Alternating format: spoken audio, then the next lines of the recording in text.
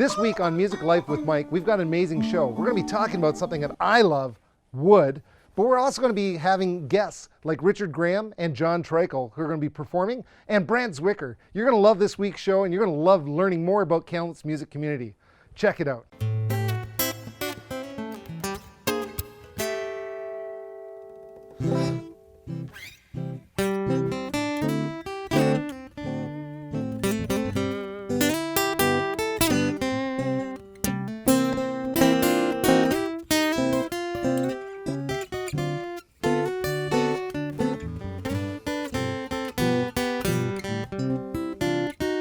My dad's old black car, my dad's old guitar, looking up on Buddy Holly's star. I read the book, it was Jimmy's look. Michael Jeffries was a crook. The sun settles out west, going to take a guess. New York's warm in September's mess. Well, I grew up right so I can sing this song. Now Johnny's gonna play along.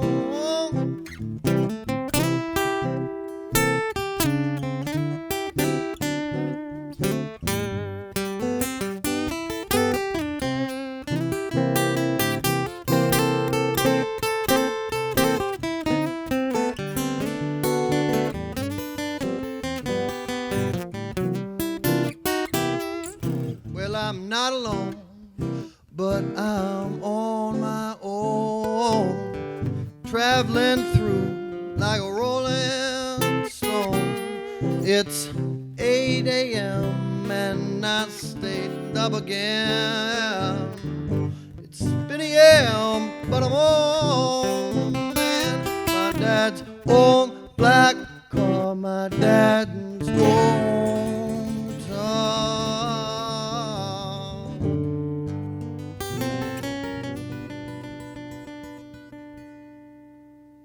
Yeah.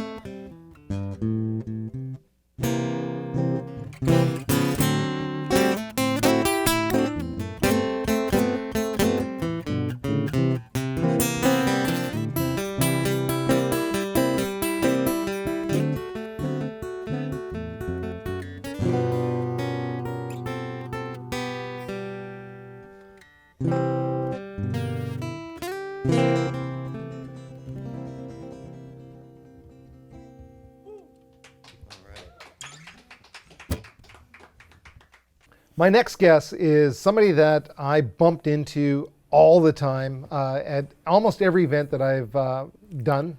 I think it would be fair to say almost every event. And it was kind of funny because we'd be working with the bands. We've been working for 8 hours setting up all the lights, the sound, and getting everything ready. And the band's there, and we're just getting them sound checked. And of course, Brant Zwicker walks in, and the band went from busily setting all their stuff up to the most cordial, fun-loving band I've ever seen. And I'm like, wait, what's going on here? And it was Brant. So Brant, I'm so excited to have you here with us. And it's like Kamloops community music wouldn't be the same without your support and what you do. And one of the things that you do is the Cfbx radio station. Yes. And I think that's when I first met you and found out about what you were up to. Yep. Does that sound about right? That's about right. I actually started there in 98. It was when I was hired to establish the radio station. We didn't go on the air till 01. Okay. But yeah, so that's about right in terms of the timing. And it's a university radio station, so yeah. Was it just like, hey, we have an idea? How did it start? Actually, it was back in the mid-90s, someone at the Student Society called me and said, we're thinking of this thing, what's involved? So Yeah. I kind of gave them an outline. It's quite complicated, so I think they went, oh, okay, that sounds good, and that was it. And then they proceeded in 97 to have a referendum amongst the students to see about an extra fee to cover the radio station costs. It went through by 88%. And then they started looking for a station manager. And I can't remember if it was a full-on hiring process or if they just called me and said, "Are you interested?" And Yeah. but I was hired in February, 1st of February '98, to get it started. So that's how long it's been. Awesome. So were you interested in music and concerts before that? Like, what's Oh, your yeah. story? Yeah. The family, nobody else in the family was actually musical in the sense of playing instruments. Yeah. I did take guitar lessons at, I think it was 12 or something. Okay. But my parents always had music on, whether it was folk or Dave Brubeck jazz or opera, which to this day I still can't handle. But there was always something going on, Yeah. so it became part of life. And then, of course, the Beatles arrived, and life's never been the same for me. So yeah, from the get-go, it's been a very important part of my life. Do you have a big record collection? I did. You did? I had thousands, and I think I now have about 10. Oh, really? Yeah. What are your It's- 10 records? I couldn't tell. I couldn't tell you. Top three? It's yeah. There's probably a Beatles album in there, all chewed up, but and probably some Brubeck, which is to this day my favorite jazz artist. Cool. So that kind of thing, and maybe some new wave. Oh, really? I'm dating Interesting. myself even more here with this stuff, but I've basically shifted over to CD. My dad has always been into music as well. We've had a music store. He started because he was in a band, and they were in high school. They were playing House of the Rising Sun, and they did an epic 20-minute version of House of the Rising Sun. Wow. And then they fired him the next day.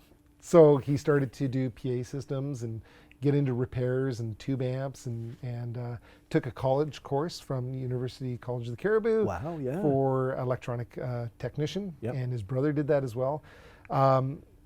So kind of similarly, the music, it was a big inspiration, the Beatles especially. Yep. And my dad had a collection of Beatles records when I was growing up. And I can't remember if it was Magical Mystery Tours or Sgt. Pepper's that had all the face masks and stuff. Oh, Do you remember that? I think that was Sgt. Pepper's. Sgt. Pepper's? I think. Yeah. I remember having a record player. I somehow got a record player in my room, and I was listening to it, and he was at work at the music store, and he came home to me wearing, and everything was pristine. I was like, how could you not know that this was in there? It's Right. it's a mask, like, and he wasn't too pleased with me, I guess. But the Beatles were an amazing influence on modern day music. Yeah, I think they really transformed things in terms of everything from writing your own songs to production techniques, which of course was George Martin, that sort of thing. But that was, and everything came together for them. I think television, they did film, radio, press. It all happened at the same time right.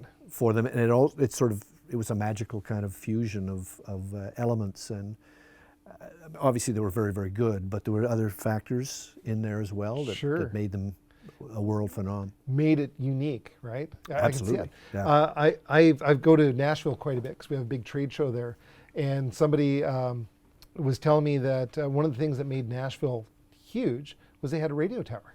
And it was the only radio tower, and it was the biggest radio tower that could service the most amount of people. A large area. So Yep. if you were trying to get your music out, you would go into Nashville, record, and that would be what it was. And that's what made Nashville such a huge hub.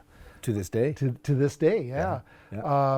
And I found that kind of interesting. So technology a lot of times leads, Yes. Agreed. music really. Yeah. I think of Cher and the vocoder or the auto-tune that she had made Believe a huge song for her, right? That was technology. Yeah. Did you know that was a BC technology? I had no idea. Yeah, IVL Labs in Victoria. Do you remember a guy named John Paul Burch? Nope. He was living in Kamloops in the 90s. He's an electronics engineer. He had a company that was making digital recorders, and at Henry Small's recording studio, he made, and I know you recorded a bunch of stuff there, they're old now, but they were cutting edge then, Right. recorders. He was making them in the back of his townhouse, but he's the grandfather of the auto-tune. It was a British Columbia invention. Holy With smokes. Digitech, yeah. Wow. Kamloops is amazing for what we have here. Agreed. Yeah, 100%. One of the things that I like about what you've done, you're kind of the curator of music in Kamloops, in my mind. you know all the musicians. You try to focus on local musicians as well as up and coming musicians across Canada. Your radio show that you have, which is it national or is it international? At the Crossroads? Yeah. That's international. Yeah, it's International. global. Yeah. It's a huge thing. It's on radio here every Sunday, 98.3 carries it, yeah. which is amazing, and I like listening to it. It's always introduction to new music for me.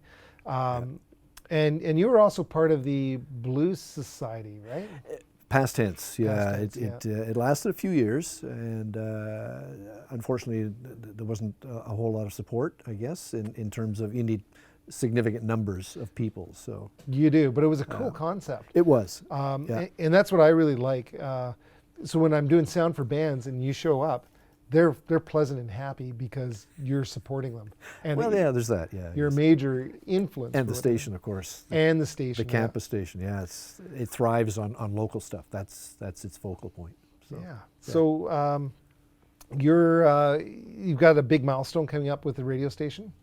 Yes, April 2nd, 20 years. 20 years. I know. And nobody's more amazed than me, let me tell you. Yeah, we launched April 2nd, 2001.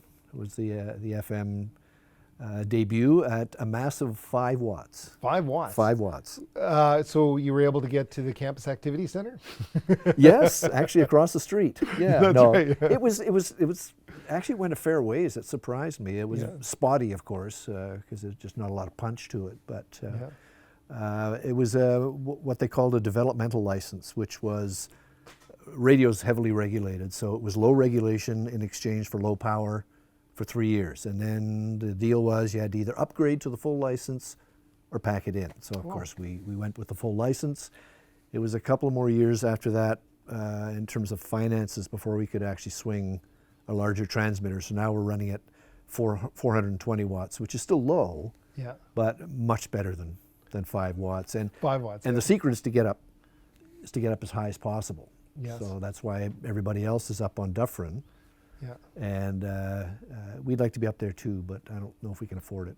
So. Well, you also have online radio that people can listen to around streaming. the world. Yep.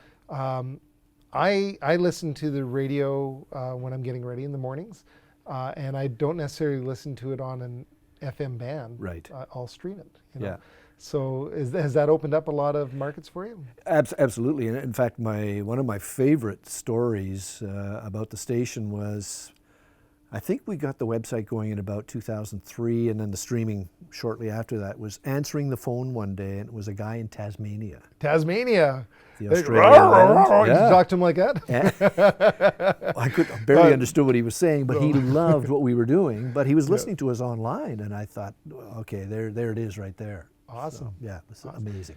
Now, how many shows have you got going at CFBX? Well, things have declined in the last year, of course, like everything else. But we probably had up to 80 volunteers active. Some of them were 2 people did a show and that sort of thing. So certainly 50 different shows, and of course we bring stuff in from outside as well if we think it's good enough. And it's 24/7, right? 24/7, yeah. I can't remember when 2013, I think we got the automation system which kicks in overnight. Yeah. So it keeps us going 24 hours a day, yeah. Awesome. Unless Windows does a Windows 10 update, and then of course we're in trouble. You know what's funny? We were just talking about that the other day. We were trying to do something and it updated, and we're like, why now? Yeah, exactly. They have Why an not? algorithm that knows exactly when the least handy time is to update. Yeah.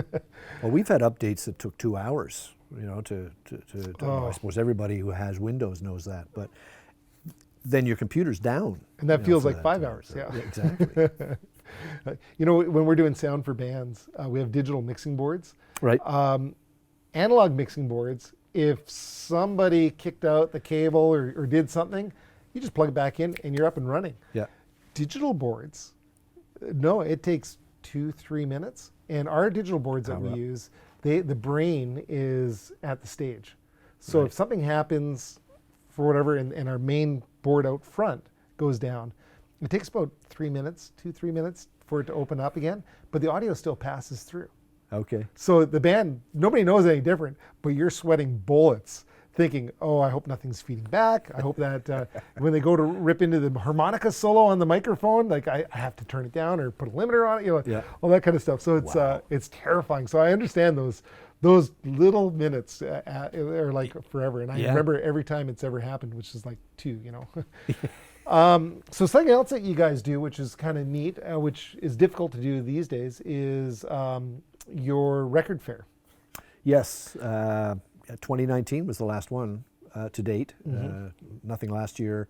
Nothing will happen this year. So I keep hoping that 22 there'll be a return. Dr. Fauci keeps saying Christmas should be normal. Yes. So 6 months after that or 4 months after that, it's usually in May that we do it at Sahali Mall. So I'm fingers crossed for 2022. But it's our biggest fundraiser and a whole lot of fun. It's just a blast. I mean, people who love records in the same room together is quite an amazing thing.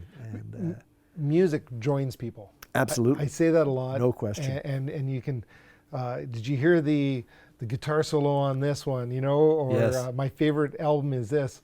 I sometimes go back. It's funny you mentioned your CDs. Yep. My wife pulled out all my CDs yesterday and goes, "What are you going to do with this?" Because I don't listen to the CDs so much anymore. I'm streaming most of my music now. And I said, well, I'll go through them and have a look and I'll figure something out. To be honest, I don't really want to get rid of them. Because I looked at my Lenny Kravitz CD from 1992 and I'm like, man, I remember when I played in a band and I was learning how to play these songs. And you go back and you listen to it again. And it's interesting, music, how you remember it is totally different than how it is. No question. Now. Yeah, that's true. And it's just, I can't think of any other parallel other than music. It's such a fascinating medium. Well, they say the world will be all right when we get back to live music. Yes, yeah. I've heard that said a couple of times. So. I think it's going to be really huge coming back. I keep saying that. I think we're going to have barn dances where bands, Nice. I've got a band in Valley View, and if I have a backyard party dance and all my neighbors come around, I think it's just going to be, who doesn't want to come and see that? Absolutely. They may not come to the second one after they hear me play drums, but but music in the park, all these kind of things. Canada Day, I think everybody's going to be missing those, and we're working with a few event coordinators right now that want to do a really pop the bubble kind of event where, hey, we're back to normal. Like you said, it's been 6 months. This is what we're going to do.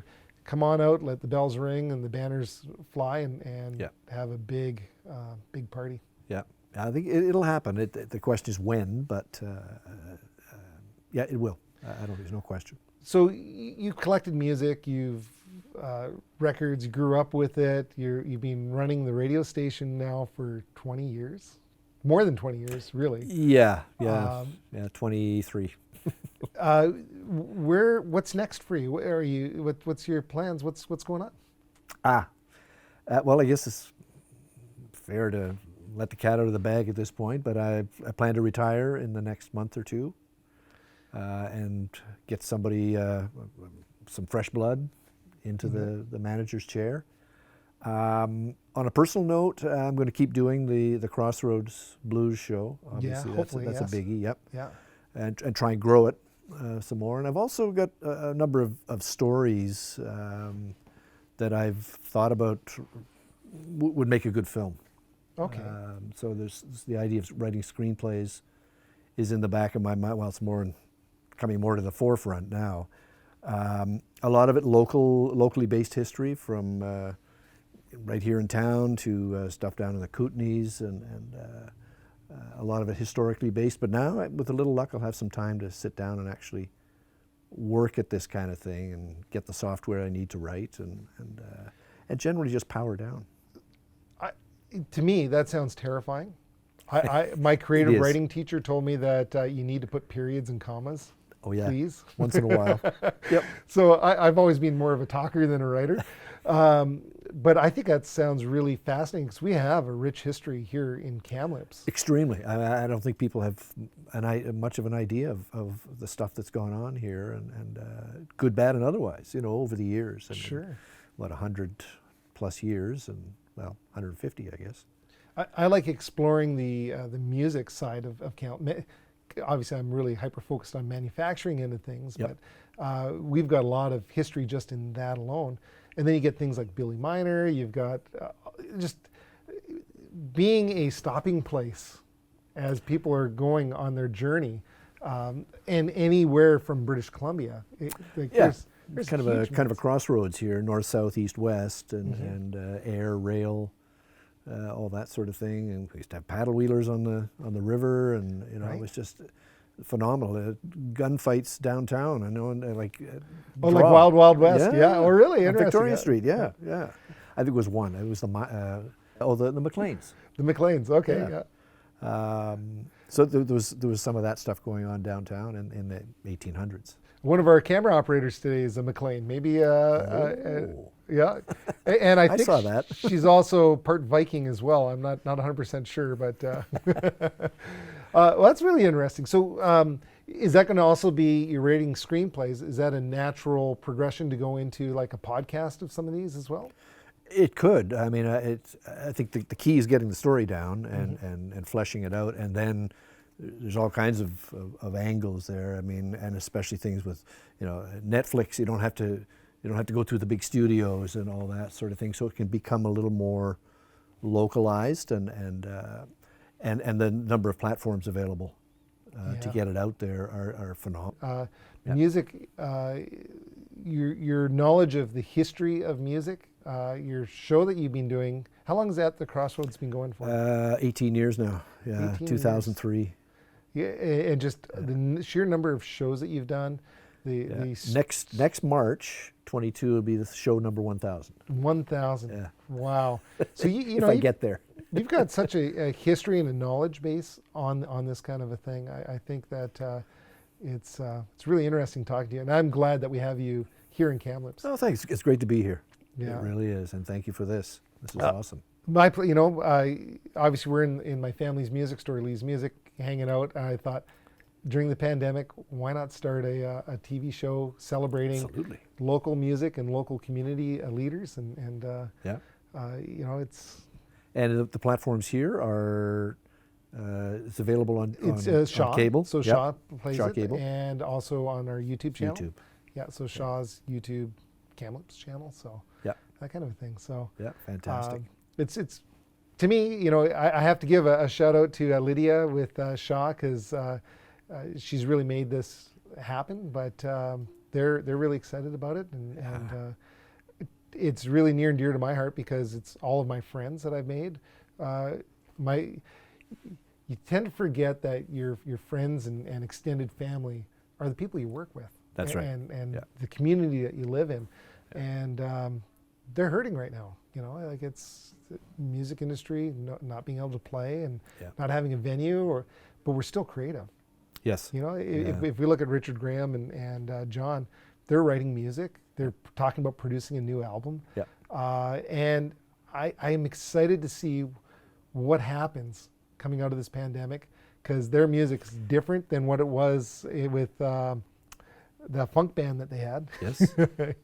Absolutely. Yeah. And I think that grassroots thing, in spite of technology, which will help with it, of course, we're going to see probably a return to sort of, as I think the word's been used here today, grassroots kind of stuff. I think that's very real, because people realize what we've lost. You don't know what you've got till you lose it, and when the music comes back, it could be a vengeance, and B, it's going to be slightly different, more interesting, more local. I think it's going to be fascinating. More pure too, isn't it? Yeah. Yeah. Very much so.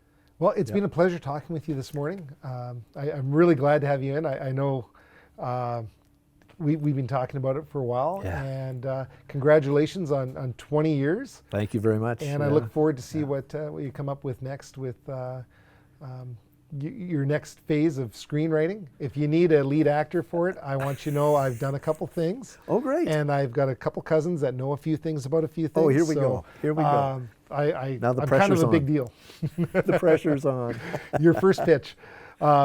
Speaking of up next, we've got some amazing things. We've got music coming up at the end of the show. But first, we're going to talk about something that I love, which is wood. This week, I wanted to talk about something that I love. And what I love is wood. Wood, it comes from everywhere around us. In fact, you can find it in two places in the world, the northern and southern hemisphere.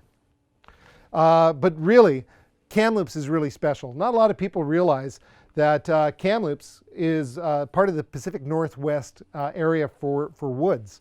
So this is where we are in Kamloops. This is British Columbia. This is the United States. This whole area has tons of forest. And in particular, Kamloops, right here, is where we are. We're actually in an inland desert. So we actually have cactus. We have thingamajiggies that run down the road. It'll come back to me later, but tumbleweeds. Thank you, Lydia. We have tumbleweeds that go down the road, and we're really, that whole desert comes up from in the United States and up to where we are. Kamloops, we don't have a lot of forests around, but we do have something that's kind of fun. We have a Sitka spruce forest range along the coastal area. This wood is right here. It's a little bit darker in color, but it grows really fast. And it is known as one of the world's best tone woods for its sound, because it's light, it's stiff, and the number of grains that it has, and straight grains, are really great for acoustic guitars. A lot of people don't realize that British Columbia is world renowned for our woods. We're also known for broadleaf maple, which is in this area of British Columbia. And the broadleaf maple has many different characteristics and different looks. This is a beautiful example of broadleaf maple. This is quilted, and you can see how it looks kind of iridescent, I guess. It's got valleys and mountains.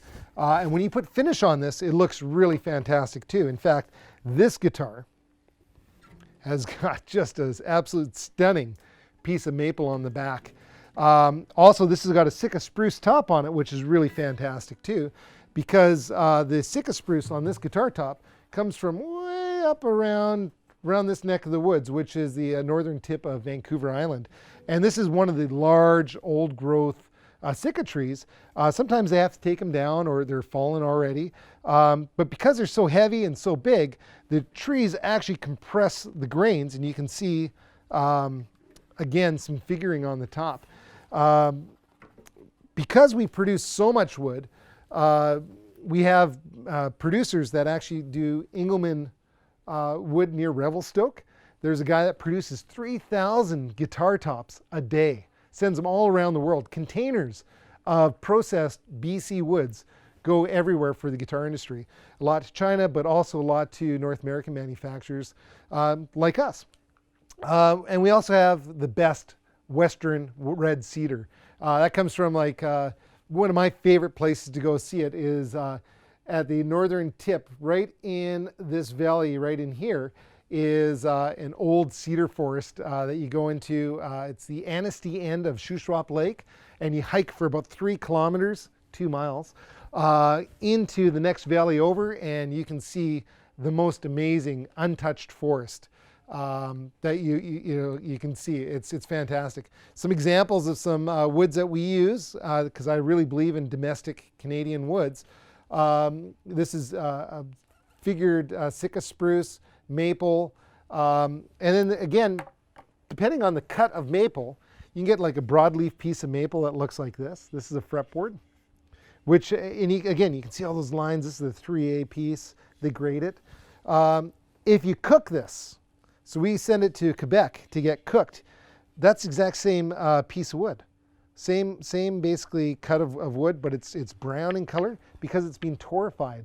And that torrefication, they'll spend like 8 hours cooking this stuff, and they humidify it, they dry it out. they humidify it, they dry it out. And that process makes a very light and stable wood that really rings and has quite a bit of a different sound to it. Another thing that you can do, and this is all the same maple, is you can find a maple tree that has died standing straight up.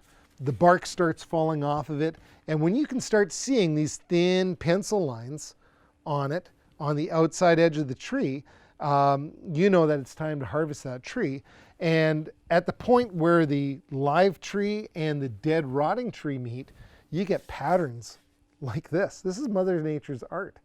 And when you take this piece, it's a thicker piece, you cut it in half, you open it up, you get a book matched where it matches either side.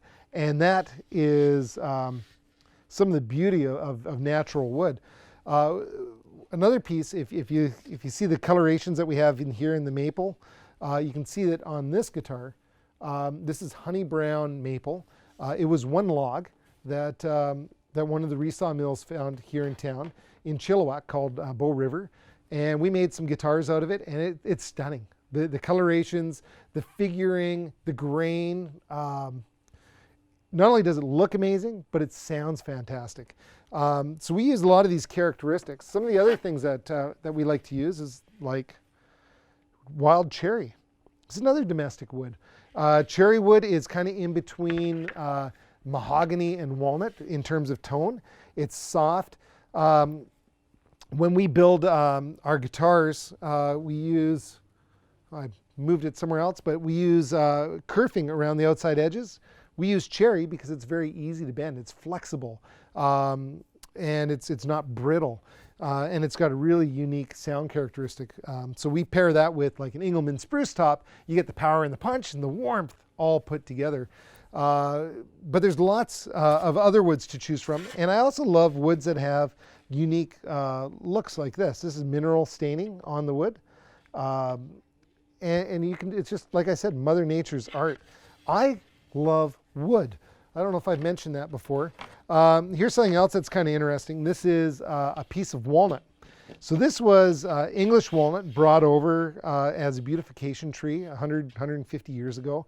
And these trees were put onto boulevards, onto older houses, that kind of stuff. And as they get so big and they have to be taken down, we found a really fantastic source for some really beautiful black walnut, which is different than the walnut that comes from other parts of the world.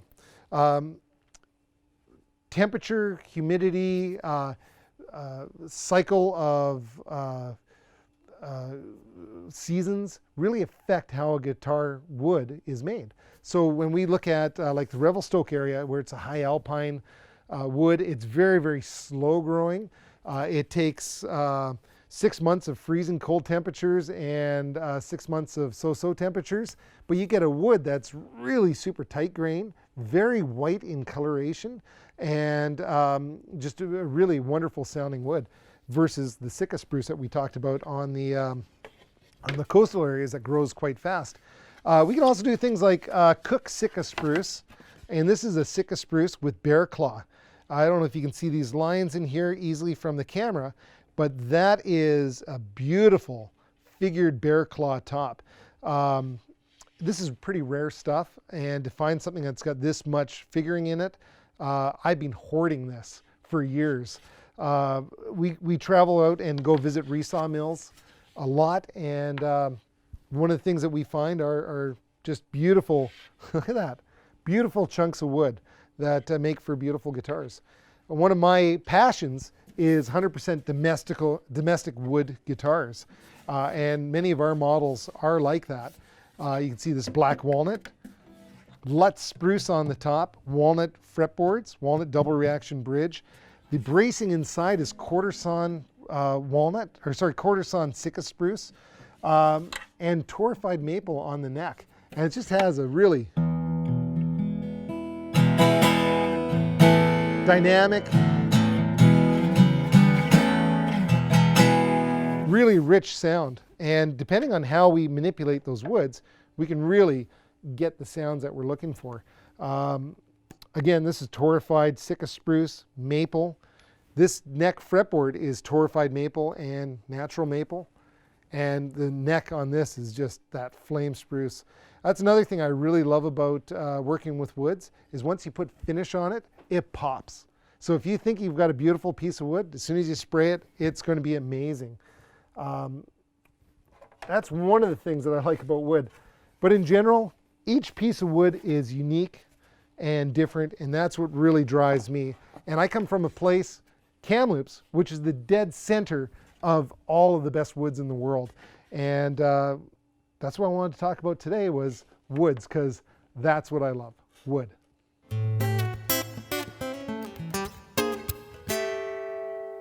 I'm the luckiest guy in Kamloops because I get to hang out with guys like these guys all the time. For the last, since 1995, when I moved back to Kamloops doing sound for different bands, I remember these guys playing in the community, and I was always amazed at the level of their talent and their ability to play in any different number of bands. And I'm really excited to have the two of them here. It's like Kamloops powerhouse right here playing with us. And I was trying to remember when we first met. I know it was like 1995 with Mike Turner.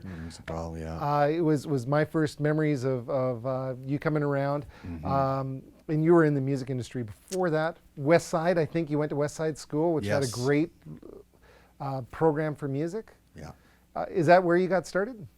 definitely. And I think around 95, I was thinking about this morning, and it was like ski hills were all the rage, and you could get lots of work at the different hills and work all the time. And we were rehearsing upstairs in one of your guys' places. Oh, at Lee's, yeah. And yeah, that was like a lifetime ago. I can't say I was really writing tunes back then, but definitely playing lots of drums and doing lots of vocal stuff. And yeah. Yeah, and you've really, especially in the last, I'd say 5 years, is that fair to say? You've really upped your game with writing and performing and being the front man. You have a band that you're front with the drums, don't you? Yeah, like I got into music as a singer and then branched out a little bit, playing more in the background and getting into the rhythm section part of music, and sort of took a back seat and played backed up singers, but then being trained as a vocalist and stuff, I just sort of kept always bringing it out and keeping it going. And Jon, in the last 5, 6, 7 years, however long it's been, man, instrumental in keeping that going.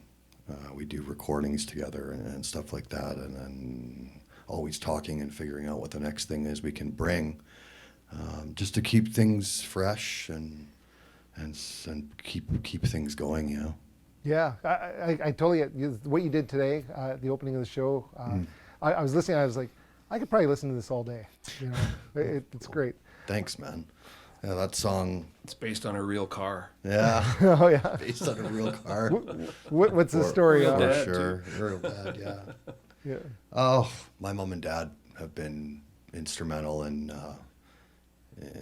my development with music, and yeah, they're from an era they saw a lot of stuff, and you know, brought me up listening to rock and roll and stuff. But then when I got really into it, their Lead Belly records and stuff like that, and you start to get into songwriting and thinking about it and in that way, and it's always just been a really busy part of my world. So yeah, it's just as long as I can remember, just playing and always keep trying to play all the time. You know, that's a big shout out to his parents, because Yeah. I've seen them in action Yeah, with you. yeah. Now you've got brother Russell, who's active in the Yeah. music community, sings, Yeah. and I don't know if he plays.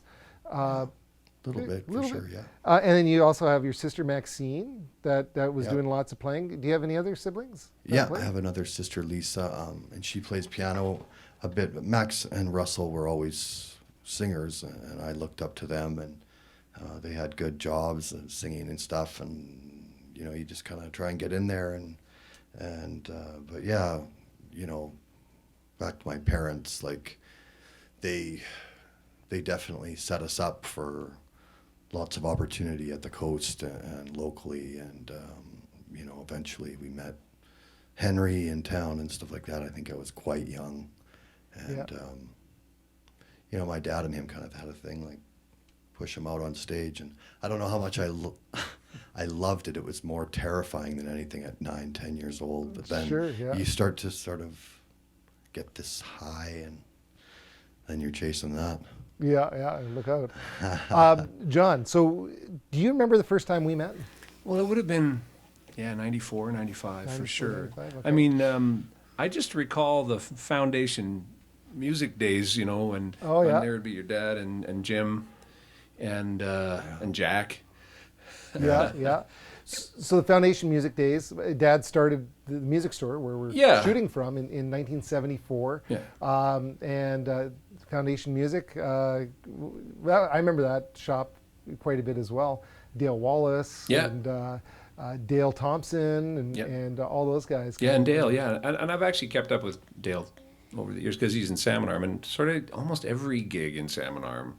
You run into Dale. You see Dale. I've seen Dale for sure. And that's what I love about the music industry. It's really tight, right? For the most part, yeah. I think maybe the first time that we worked together was with, was it Earthbound back then? No, I mean, Soul the Patch. first thing was called Soul Patch. Soul Patch, that's what it was, yeah. But, I mean, you were drumming. I am the lead drummer in an 80s rock band plays 90s music called Spandex. That's what I remember the first time. You know, my drumming career, I can't say has really taken off anywhere. But I really, there's still time. I still play drums and still jam and that kind of a thing. But, I see you have your kit right here all set up. My staccato kit, I was pretty excited about that. You know, that means if you're playing a staccato kit, you're taking back the stage. You're taking. There's nothing small or unobvious about that kit. It's very subdued. Yeah, Subdued. It's just like a jazz kit, really. Richard, you can take a snare drum. I think there's some plexiglass, some fiberglass going on there. Yeah. You can take a snare drum and do anything musically with it. How I play drums, it's got to be the bigger, flashier drum kit, and I just let the drums do the talking. Hey man, there's lots of different ways to approach drums. I approach them with caution and using my hands over my ears, but well, as a lead drummer, the thing with being a lead drummer is you don't have to have a sense of rhythm, right? Right. That and you're making the rules. Just look at Ginger Baker, right? Famous for his warm vibes. Yeah, absolutely. So Soul Patch. So since Soul Patch, you've done all sorts of different things in the music industry. I think possibly the first time we probably, because I was working with Henry, and that was at the same time that Soul Patch was kind of coming together, and so with Henry we were doing lots of stuff around town, all the sort of civic gigs with Kathy, and with Kathy and Rod and Raoul and Kevin, and myself, Kevin Ishida. You know, I remember that band, and that was a magic point. It was great. I thought it was a great band. Yeah. It was held together by rancor. No, it was held together mostly by humor. Actually, it was a lot of fun. I mean, Raoul was Raoul, so he was always very calming. I miss that guy so much. One thing I loved about working with Raoul is he never went hungry. He had the nose of a hound dog, and he'd find the food and sweet talk the kitchen. Yeah. And you always had great foods if you just hung out with Raoul. Actually, that and pretty much anything really, because people had a hard time saying, I think, just no to him. I just think it was difficult for people to actually say no to Raoul. The man with the smiling eyes. Yeah. Man, he got away with a lot of stuff. Let's not bring that up.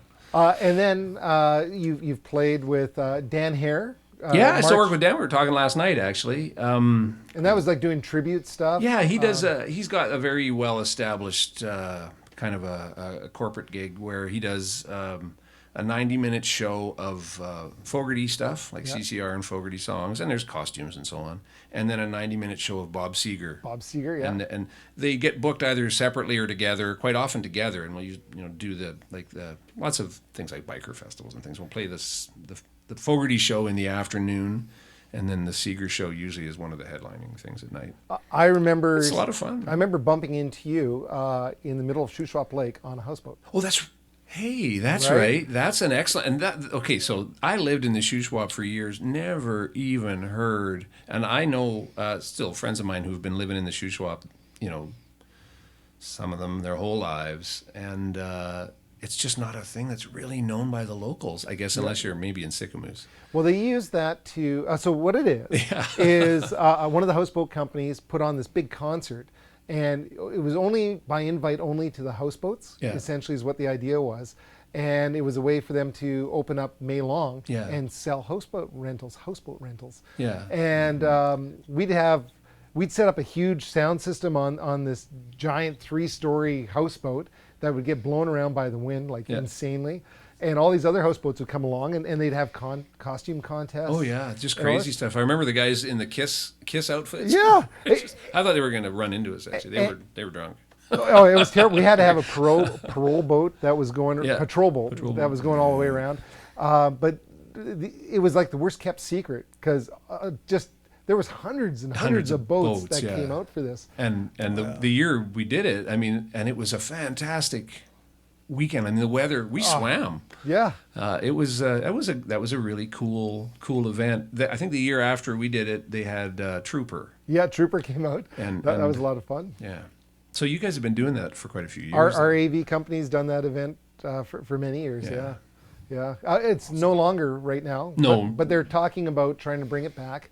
The houseboat company that was doing it is out of business. Right. But we were talking with Blue Water Houseboats about potentially doing something like that. Picking it 'cause up again. The owner of that is a bass player and a drummer, and is really into music. So. Yeah, well, and that's always, one thing that I personally think with COVID that, and you have to be optimistic, but regardless, I think that through the gigs that I did last summer, the reactions from people, I had people would come up in tears. Yeah. This is the first live music I've seen in 8 months. Things like that.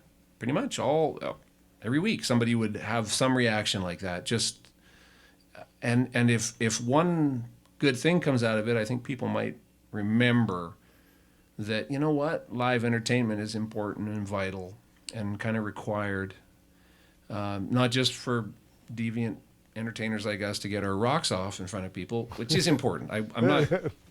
That is important, but for everybody else, it's also a thing to partake in. It's not passive. If I'm at a concert, it's not the same as watching it on television. It's like watching a sporting event in person. Mm-hmm. It's a much different level. You're in it. You're part of it. So you work at Long McQuaid. I'm sure here at Lee's we've seen this, a huge boom in acoustic guitar sales. Yeah. Like everybody's bringing repairs or starting to play again. After the flu pandemic in the 1917, 1918, there was a huge boom in the music It was industry. called the 1920s, and it was The great. 1920s, yeah. So I think that you're absolutely right. I think that people are missing it. You don't know what you've got until it's gone. Right. And now we're going to see a huge resurgence of music, and I hope barn dances. I keep saying this, but community dances. Grassroots is the thing. I think we're in a time that's kind of post large.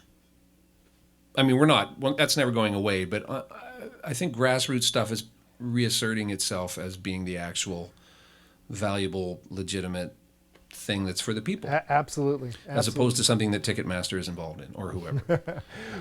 Speaking of which, your next song that you'll be performing, what is it? It's called "You'll Never Win." You'll Never Win. Okay. Yeah. And did you write it? What's it about?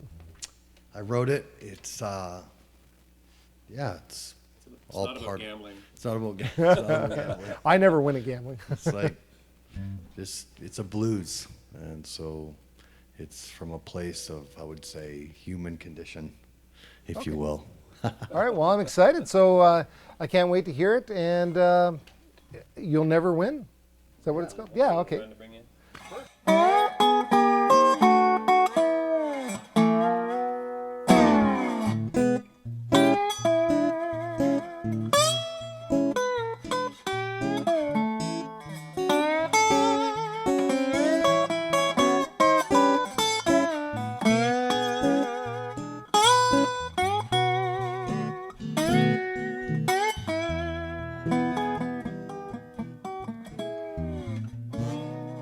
You gotta know which way to go.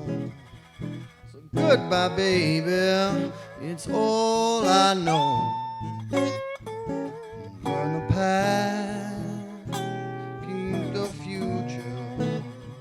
in your hand. I drop my keys to the highway, turn back my horn of gold. It's the last time you'll ever lose my load.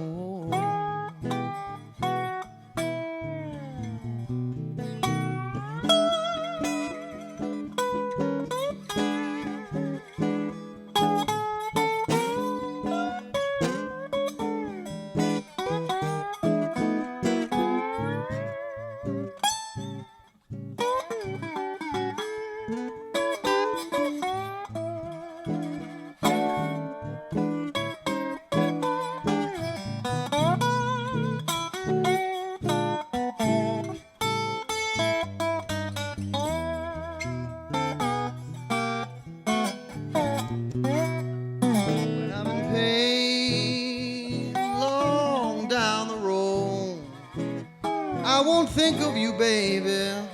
That's one thing I know. Under the skin, you'll never win. Under the skin, you'll never ever win.